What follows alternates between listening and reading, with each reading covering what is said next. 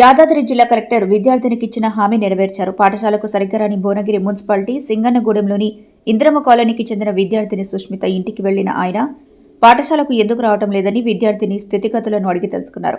చదువుకోవడానికి ఏమి ఇబ్బంది ఉన్నా నేను చూసుకుంటానని విద్యార్థినికి హామీ ఇచ్చారు. భువనగిరి తహసీల్దార్ అంజిరెడ్డి సుష్మిత చదువుకు కావలసిన study material, chair, pad, books, పెన్నులను అందించారు. ఈ కార్యక్రమంలో ఎస్ఐ సైదాబ్ ఉపాధ్యాయులు పాల్గొన్నారు.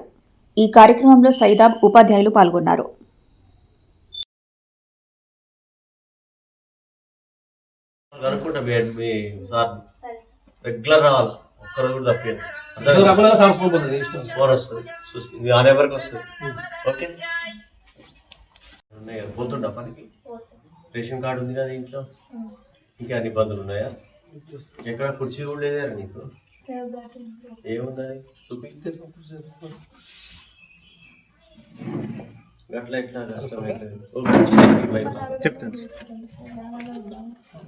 రైటింగ్ చైర్ ఒకటి, టేబుల్, బ్లాంక్ ఒకటి. దీంట్లో కరెక్ట్ చదవలేరు నువ్వు, నా కోసం కాదు, ఎట్లాంటి కుర్చీలో చదువుతున్నావు అని చూసా. మంచి చైర్ ఉంటుంది కదా, ఆ చైర్ ప్యాడ్ వస్తుంది. సాయంత్రం కల్లా చైర్ ఉంటుంది, ప్యాడ్ రాసుకోవాలి. దాంట్లో కూర్చుంటావు కానీ రాయటానికి కష్టమైంది కదా. మరి రెగ్యులర్ పోతావా రేపటి నుంచి?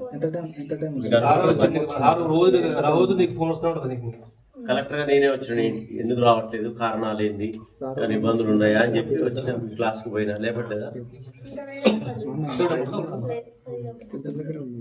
మళ్ళీ ఉన్నాడు కదండి.